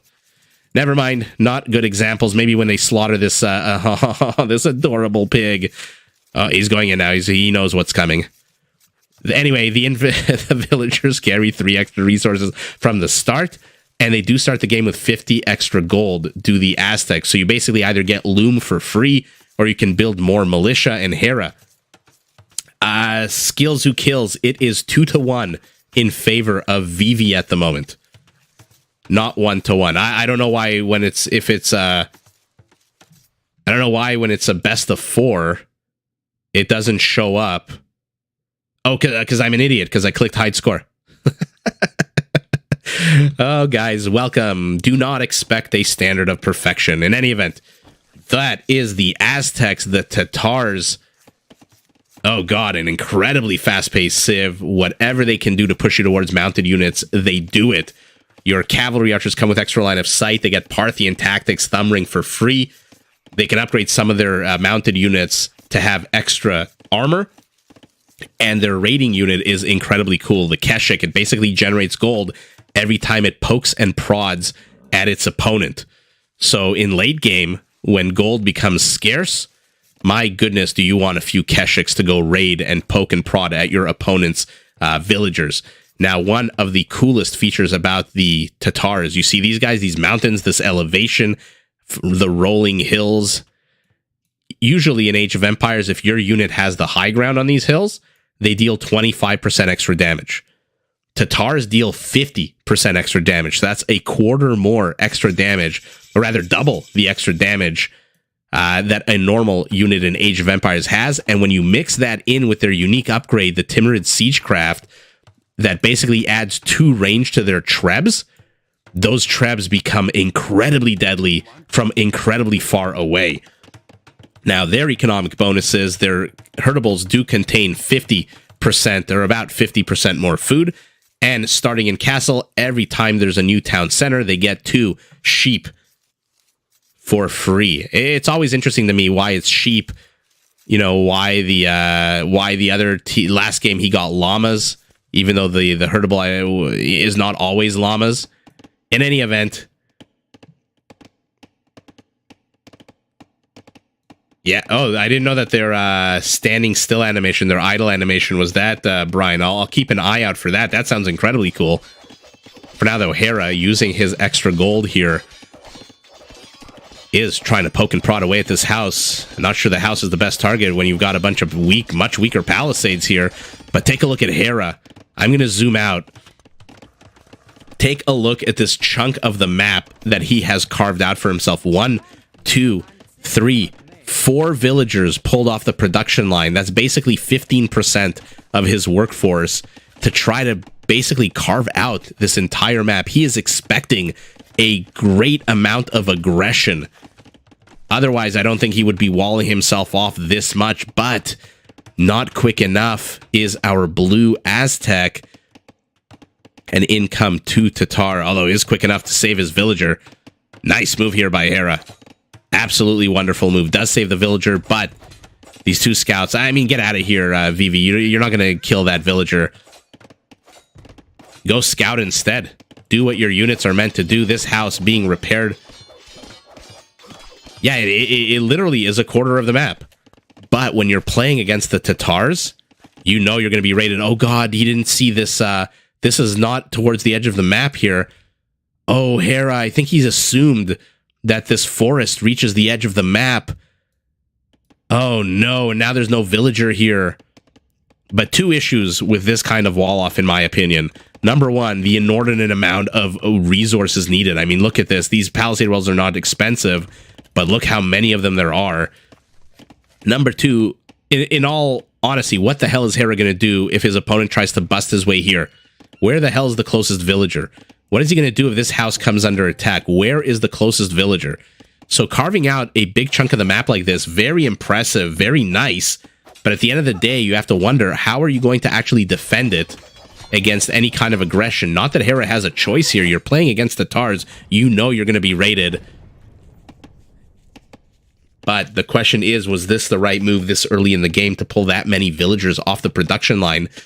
Vivi taking the villager count lead 31 to 29, military count the same, but Hera with the slower moving infantry. We've got a spearman, an eagle scout, and 3 militias. All of them have done literally nothing. 1 kill apiece. Vivi has managed to kill 1 villager of his opponent. Oh no, and now gets trapped. I mean, it's hard to see with the silhouettes. But Hera is going to be able to get this other scout. Looks like 1 scout isn't doing anything. Finally decides to join. Hello. He thinks he's Mayans. Yeah, exactly. I was saying last game with their 50% wall, BOGO, buy one, get one free on walls. I'm really surprised at how little wall usage there is by high elo players when they play Mayans. I've rarely seen that bonus exploited. I mean, every single bonus, every single feature, characteristic of a civ in this game, it has been exploited one way or another. That one, though, I've never actually seen a Mayan player wall up and create, a labyrinth or create some kind of infrastructure to protect their archers behind. I guess with 100 HP Elite Eagle Warriors, you really don't need it. In any event, Hera, Blacksmith, Market, does not have, or actually does have the resources. I looked after he clicked up, is up to Castle. Vivi, supply blocked at 40 for a brief minute here. What is he building? We've got a stable, we've got an archery range, we've got a market. What we don't have is 800 food, which he's slowly gathering with only 13 villagers on food. Instead, going wheelbarrow. Vivi loves to get early wheelbarrow, although 36 villagers isn't really early. What are you doing? Get back to work. Yeah, there you go. Okay, dropped off the resources. Neat little trick. And now he's up to Castle Age as well. So, Hera with a 1 minute in-game advantage. Let's see how he uses that. Oh no, Cocaine Bear is chasing these 3 archers does pay the price. Poor bear. If anyone in the chat has seen that movie, let me know how it is. I love absolutely stupid movies. Ah, Tazy, that's so nice of you. I appreciate that. I don't know. Just keep watching the videos, I guess, as long as they're good. And thumbs up, like, subscribe, all the cool stuff. But other than that, yeah, I'm just glad to hear people actually enjoy these videos. I started this, I like everyone, I absolutely hate the sound of my own voice. So when I started doing this and then I was editing the videos and playing around with the, you know, all the settings and audio and blah, blah, blah, I was like, oh, God, you know, who's going to like this? My mom and my wife are going to be my biggest, my biggest fans. And it's been so incredibly nice to have more and more people take an interest in the channel. It's just been really cool. So I do appreciate it all. Archers caught out in the middle will die. Oh, got 3 militias to the north. Okay, they are not interested in any kind of conflict. They are peaceniks. They are looking for guns so they can put flowers in the barrels of those guns. But now Hera's Aztecs are upgraded, or rather Eagles are upgraded to warriors. More and more infantry upgrades going up for them. Oh yeah, thank you, your mom. I am. Oh, you found it a few days ago. I'm glad. You could catch a live stream. And like I said, I went on vacation to Vegas in early February, where, of course, upon my return, I got like really, really sick, and now I'm back from out of town. What are the lyrics? In any event, I'm back. I'm planning on doing more and more live streams as long as my Canadian internet holds up. These live streams will be very regular, very fun. It's not always going to be matchups in games that I found. Sometimes I'm just going to go live. We'll go on AoE 2 Rex and try to find some fun games between some high elo players. I know, for example, T90 does low elo, which can be a lot of fun. Might want to do some of those, but for now I'm focusing more on the high elo games, so we can pick them at random. If you guys have any players that you particularly like. Sorry, I think you may have heard a few clicks there. I think the mic again. I'm going to look into my mic, but if there's any players you guys particularly like, do let me know, and when we go live, we'll try to find them as they play live. Can you imagine watching Hera live? Can you imagine watching the Viper live? How cool is that? In any event, here come the Keshiks through what? A hole? Oh my god, there's a hole here again? Oh my god, Hera spent the better part of, what, 5 minutes trying to bust down this palisade gate? Or did Vivi destroy the palisade wall that was there? I don't know. In any event, Keshiks, when you raid for a living and make gold off of it, of course, your horse is bedecked out in gold. Oh, sorry about that. I don't know why it took us there. Militia and 1 eagle trying to bust down this poor blacksmith. All he wants to do is work. All he wants to do is upgrade his fellow compatriots to be stronger. But more eagles coming in. Keshiks, though, have to be careful. Not the strongest unit in Age of Empires. Thank you for going down there. Yeah. The casino thanked me as well, if you know what I mean. Oh, Vegas. Such a fun city. One of my favorite places in the world. I love it. Oh, yeah, Brian, you've been very supportive. I appreciate it. And like I said, I'm just glad, guys, that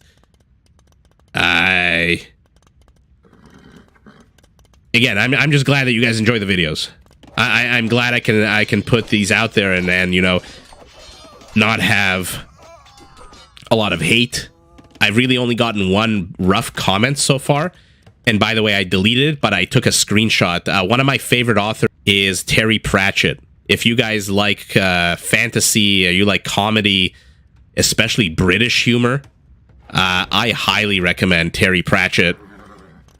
He used to put, in the early days of the Discworld books that he wrote, he used to put all the bad reviews at the front of the book, and I was absolutely in love with that. I was like, that makes no sense. I've watched games, I've read books, I mean, and usually the people are, oh, New York Times gives it 19 thumbs up, and this reviewer gives it the greatest ever. Terry Pratchett used to put all the terrible reviews, and it was just hilarious. So I'm saving up for when I get a bunch of bad comments, either to post them on Twitter or somewhere else, but they are just, yeah, I'm waiting for enough of them. I mean, part of me hopes I get a lot of bad comments, part of me hopes I don't, but if I do, there'll be a compendium released. Red does suit the Keshiks, Brian. It's a very aesthetically beautiful unit with its big red lance, with that tassel hanging from it. The problem for Red is that he's only got 10 Keshiks against 27 Eagle Warriors. These monks, by the way, for our blue Aztec are going to have Sanctity in a minute, plus 15 HP. So take a look. It's going to jump not from 30 to 45. It's going to jump from 30 to 50, because remember, Aztecs, every upgrade, take a look, 30 to 50. Every upgrade for their monks adds 5 HP. And so what would normally add 15 to, for example, this guy, adds 20 to them. The Hogfather was a very fun movie. I'm not a fan of the latest remakes, or not the remakes, but the latest movies that I think the BBC is coming out with. But The Hogfather was pretty damn fun. Not as good as the book, though. I mean, I sound like every other annoying person you've ever talked to. Oh, yeah, the book is much better, blah, blah, blah. But no, trust me. Terry Pratchett books, first of all, they're nice and short. Second of all, there's no chapters. It literally just starts, and then he puts a space where, you know, a chapter end would go. So it's literally all one long chapter. And his writing is just fantastic. I mean, it's... My great uncle bought me the first books when I was young, and the Discworld books, The Color of Magic, and I was in love. Oh my god, he manages to get a light cav. Okay, I guess when you train 3 monks on one light cav, you end up getting it. Now, okay, guys, I've been talking about Terry Pratchett books, but the action is still here in the front of the game. Keshik's trying to bust their way into Hera's base. Now, cut off a chunk of them chasing these infantry units, but he does not have an answer to whatever is knocking down on the front gates. And that is a bunch of Eagles, 3 Mangonels, a converted Keshik who takes, got a bunch of friendly fire. He is playing like Vivi played earlier. Oh god, now the Keshiks are in. Again, not the fastest unit, but take a look at the top right of your screen. Every poke, every prod, 73. Okay, never mind, he's collecting gold. But now, take a look now. 87, 88, 89, 102, 104. Every poke, every prod, they just generate a tiny amount of gold. And so again, they are almost the perfect raiding unit. If only they were as strong as the Shotel Warriors, for example, they would be much, much more effective. That's why they only attack on a 9. But that gold generation... And wow, kudos to Vivi, using only 13 Keshiks, has drawn Hera's entire army back. Wow, what a brilliant play here out of Vivi, investing in only 13 of these guys. And now Hera's entire army is gone from the front of his base. He is safe and secure to continue production. The problem is he's got to come up with an answer to these monks. I mean, how many monks does Hera have? 10! And he's going up to Imperial, light years ahead of his opponent. Vivi, barely any food. Loses the Keshik, or rather, deletes the Keshik rather than having it convert into an Aztec Keshik. Oh, does manage to catch out this monk out on the field. Will he manage to catch out this Mangonel? Oh, damn. Okay. Vivi, fighting back. Okay, maybe don't attack a stone gate with 3 villagers. Yeah, I don't think you're going to get that unless you snipe the villagers, but still, you're not going to get that. How much HP? 700, and you attack on a 9? Come on. Back off. He needs to find an answer to these. I mean, slowly, these Eagles are getting healed. Let's take a look at the upgrades. Not the best upgrades here for Hera. He is rushing to Imperial. Needs to invest a little bit more in these upgrades, I think. Yeah, 42 on food, now 35, 39. Yeah, once he hits Imperial, how many stables does he have? Does he have a single stables? Yeah, he got 2 stables. The problem is military count 49 to 32, but Hera basically dumping all of his resources into military. He is down 55 villagers. And that's not because of raiding. Vivi has only killed 19 of his opponent's villagers with these Keshiks. Cocaine Bear's cousin, Methamphetamine Bear, comes in and pays the price. But Vivi moving forward. Hera significantly behind on villager count. My god, now he's down 60 villagers. But Elite Eagle Warrior block printing for his monks. They are going to have 12 range instead of the usual 9. I mean, Hera doubling down on military. I think this is going to come down probably to one big fight. And if Hera doesn't win that fight, he's going to GG. If he wins it, he's going to see how much further he can push. But 41 villagers in Imperial is an interesting strategy choice here by Hera. But does manage to catch a bunch of villagers here. Not bad. I'm seeing a Treb is out, but the Keshiks should be able to get rid of that Treb easily. And now his only Treb is Dunzo, although a second one pops out. Oh, why did you pop out? Why didn't you garrison it in the castle right when it comes out? I hope this next one doesn't pop out as well. Although the Eagles here finally arrive to defend. The Keshiks in the back. This is a problem for Vivi. It was good 5 minutes ago. Now it's terrible. Half your army supply is in the back of Hera's base doing nothing. Hera continuing to convert Keshiks. 4, 7, 8 Keshiks. Oh my god, if you had any doubts that the Aztec monk is OP, that the Aztecs are the warrior monk civilization. Oh, look how neatly they line up here. That should basically tell you everything you need to know. All the converts going down. And yeah, he needs to recall these soldiers home. There's no point in having them stay there. This castle did not go up. Now Vivi is in trouble, although we'll get another Treb. But loses, again, a Keshik for it.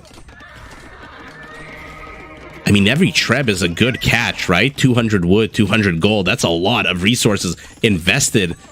But he's losing Keshiks. Keshiks are not cheap. A theocracy being researched? Okay, so if a group of monks converts one unit, only one monk basically has to regain his faith. But as I was saying, Keshiks, not cheap. 60 food, 40 gold. Vivi, though, has no food. And he is doubling down. You know, when your opponent is an Imperial and you're in Castle and you absolutely do not have the resources needed to go up to Castle, you basically got two options, in my opinion. Number one, GG and live to fight another day. Number two, build more. Build a lot more. Vivi should be building literally anything he can get his hands on. Archers, light cav, Keshiks, any unit he can. Again, he's supply blocked because of that castle going down. But wisely knew that would happen, so plops down a bunch of houses. Now this castle is under attack. I fear that when this castle goes down, I mean, I hope we see a big battle, but I suspect we're going to see a GG fairly soon out of Vivi, unless he can defend his castle. But 3 Trebs. Hera still not investing in upgrades for these warriors. But like I was saying, if you're stuck in castle, monk juice, if you're stuck in castle and your opponent is Imperial, you have to overwhelm your opponent with numbers. If quality is not your bag, quantity has to be. And so he's got to be a lot more proactive. He's got to build up a bunch more units. He is building 8 at a time.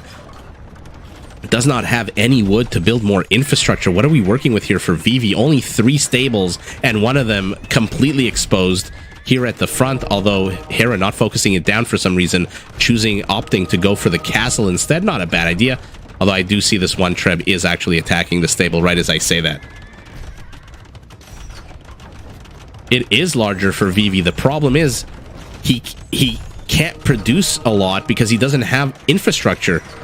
He's literally got 1 archery range and 2 stables.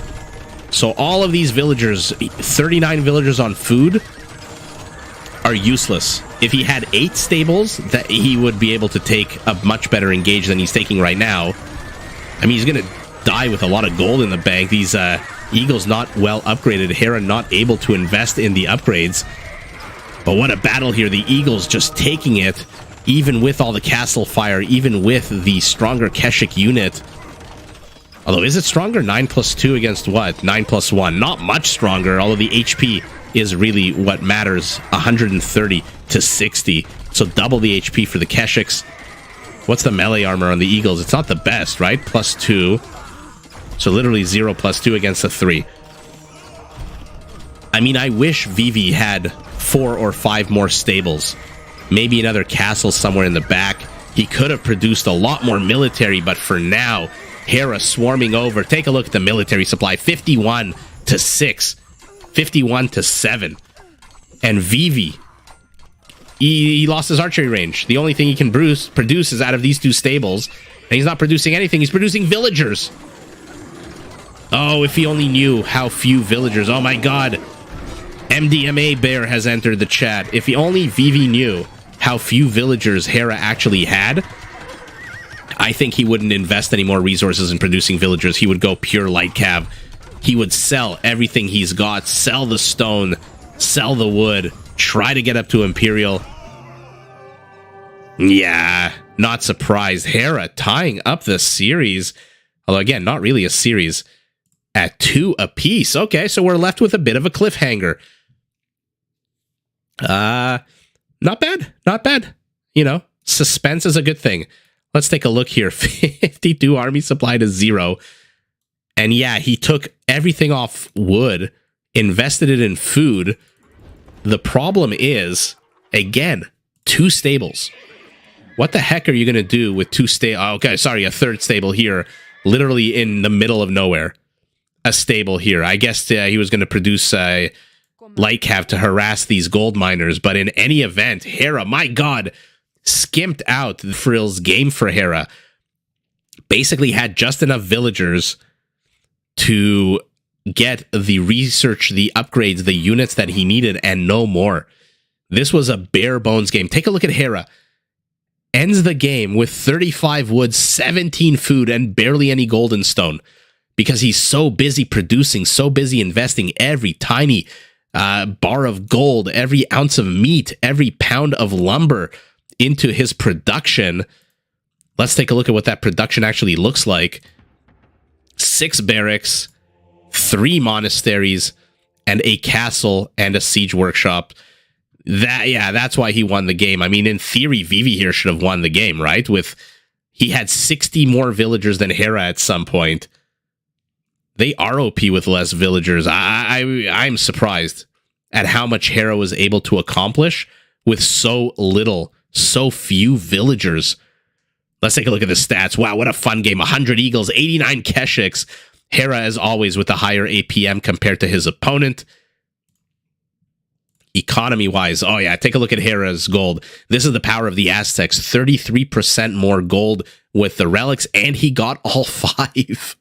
I completely forgot to take a look at the relic count. Guys, I sometimes focus in so much on the action that I forget to look up at my screen and see the upgrades or see the relics. The resource count, not that different, although if you subtract the relic gold, Vivi was actually ahead by about 10,000 resources. Not that it did him any good. Ahead in wood, ahead in food. But look at this. Look at the gold. 14,000 to 7,000. Literally double. And even without this 3,500, he's still 4,000 gold ahead of his opponent. Stone, naturally, for Vivi. More castles, I think, at one point. Kill count, 160, of which 61 were civilians. 151 kills, of which 26. So Vivi did not get enough damage. I loved the move by him when he brought 13 Keshiks here and distracted his opponent. Hera brought back his entire army. All that was left was a bunch of monks and a mangonel. And Vivi just did not use that opportunity. He didn't pounce strong enough. Instead, he continued expanding his economy, thinking that Hera was doing the same thing. I wonder if this was some kind of 4D chess move by Hera. But yeah, wow. The second time, though, once those Keshiks served that purpose of distracting Hera, he really should have brought them back. I mean, the Keshiks come with... well, there's none left. No, there's 3. There's 3 Aztec Keshiks on the map.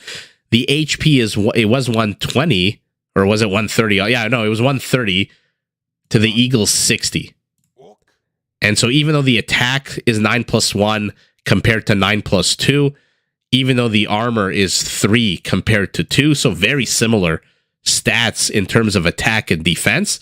The HP is coming. No bonus attack for these guys. No. All right, sorry, 4. Okay, actually, you know what? The +4 might change things. But it's only 3 more attack than the Keshik has against the Eagle. And so I leave it to smarter, brainier people to decide whether a +3 attack would outweigh 70 extra HP. I don't think it does. I still think the Keshik was the stronger unit. But Hera, man, wow, what a clinic on bare bones, no frills ways to play Age of Empires 2. Sweeps over his opponent, no side expansions, no cheeky anything. He just goes right into the guts and pushes his way in with muscle, with Eagle Warriors, with converted Keshiks. At one point, he had 9 Keshiks of his own, and most importantly, Aztecs.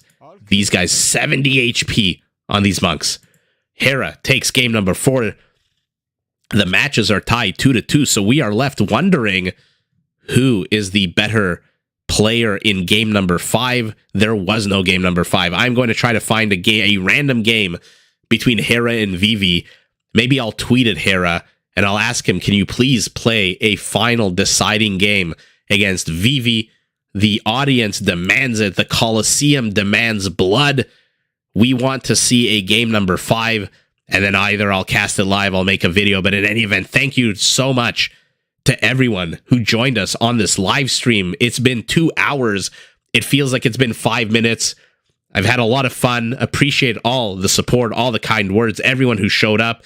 Please remember, like, subscribe, enable notifications, comment. Good comments, bad comments, doesn't really matter. Although obviously prefer good comments. But yeah, thank you to everyone who joined. Brian, I'm glad you could finally join us on a live. Your mom, I hope you made it to your destination safe and sound. And to everyone else who commented, Corey, Chester, Rebecca, thank you so much. I appreciate it. Skills Who Kills, I'm glad you found me. Tay-Z, thanks for the comments as well. If I missed somebody, I do apologize. But again, thank you guys so much. And I'll see everyone in the next one.